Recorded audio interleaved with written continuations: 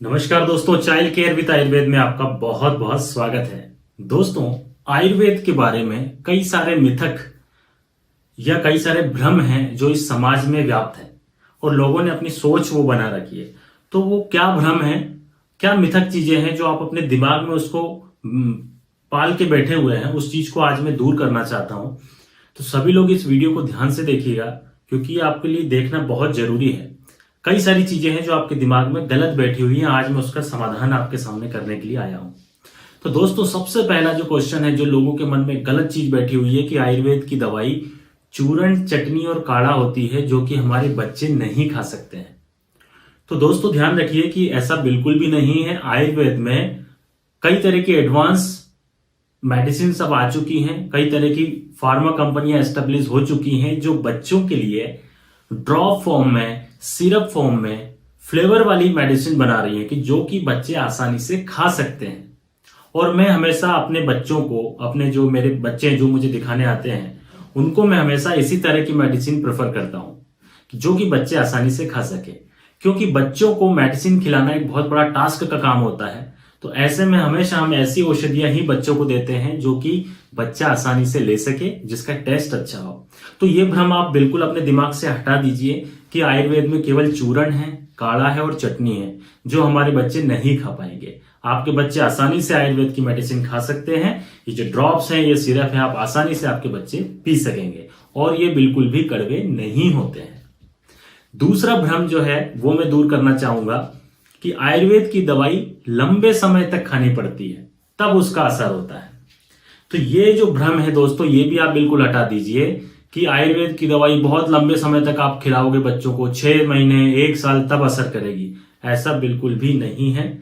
आयुर्वेद में कई तरह की रिसर्च हो चुकी है, कई तरह की एडवांस मेडिसिन आ चुकी हैं जिनका यूज करके विद इन डेज में हमको रिजल्ट देखने को मिलते हैं।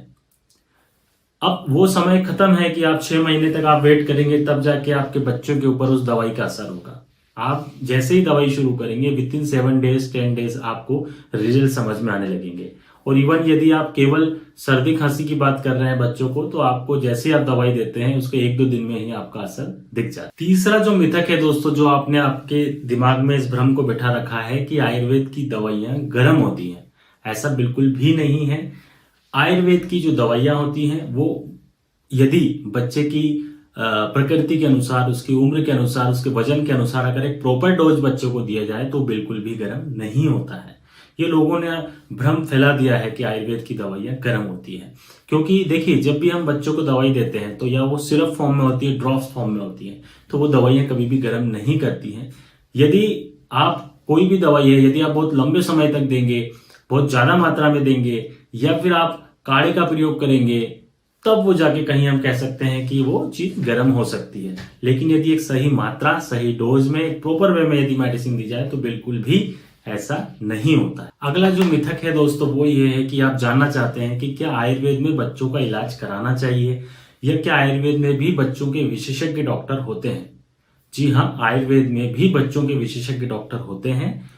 जिस तरह से एलोपैथी में 3 साल का एमडी का कोर्स होता है बच्चों के लिए, जिससे कि एमडी पीडियाट्रिक्स का जिसे कोर्स होता है जिसमें कि चाइल्ड स्पेशलिस्ट बनते हैं, उसी तरह आयुर्वेद में भी बीएएमएस करने के बाद में 3 साल का विशेषज्ञ कोर्स होता है, एमडी कोर्स होता है, जिसको करने के बाद में चाइल्ड स्पेशलिस्ट की उपाधि प्राप्त होती है।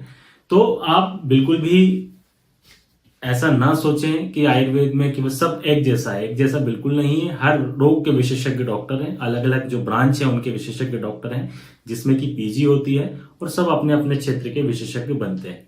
तो ये जो सारे मिथक हैं ये आप अपने दूर कीजिए और अपने बच्चों को और आप खुद आयुर्वेद से जुड़िए, आयुर्वेद का बेनिफिट लीजिए और ये जो दवाइयां आप देते हैं बच्चों को बात बात पर इनके साइड इफेक्ट से बचिए।